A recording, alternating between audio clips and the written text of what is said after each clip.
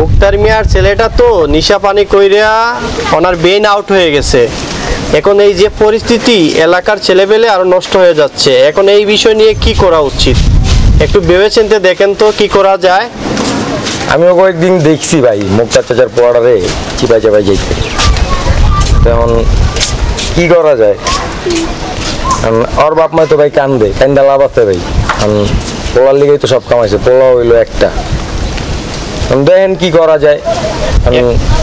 এখন এই যে নিশা পানি করতেছে, নিশা পানি করে এলাকাটা ধ্বংস করতেছে, এলাকার ফুলাফান ধ্বংস করতেছে। আসলে সবাই মিলা ওনারে ভালো চিকিৎসা করাতে হবে, আর এলাকার ছেলেবেলেরে সবাই মিলা একটু বুঝাইতে হবে, আর দিনের রাস্তায় নিয়ে যেতে হবে। চলেন তাহলে দুজন মিলে একদিন বুঝাই পোলাপান সবাই রে। হ্যাঁ হ্যাঁ, তাহলে চলো, তাহলে চলেন।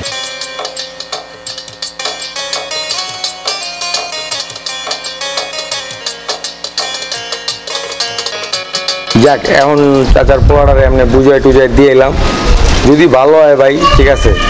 আর শুনলাম নাকি অসুস্থ হয়ে গেছে, আমরা তো বুঝাই টুজাই দিয়ে এলাম, ঠিক আছে। চাচাই কি করে তো আর জানি না।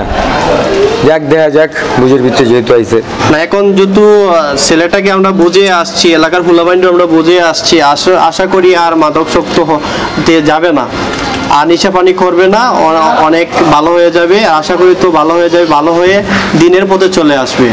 আর যত সবাই মিলে বুঝে আসছি, অবশ্যই দিনের পথে চলে আসবে। দিনের পথে চলে আসতে হবে যদি ভালো হইতে চায়। ভালো হওয়ার জন্য তো আমরা অনেক চেষ্টা করলাম, এখন দিনের মধ্যে আসে না, তাহলে তো আমাদের আর কিছু করার নাই। আমি আপনার কথা একমত, সমস্যা নাই। আর পোলাপানরে যদি এদিক ওদিক দেখা যায়, এটা নেওয়ার একটা ব্যবস্থা নেওয়ার দরকার। সমস্যা নেই, এটারও ব্যবস্থা হবে। আশা করি সবাই একটা সুস্থ পরিবেশের ভিতরে চলে আসবে। তাহলে ওকে, তাহলে চলো, চলেন।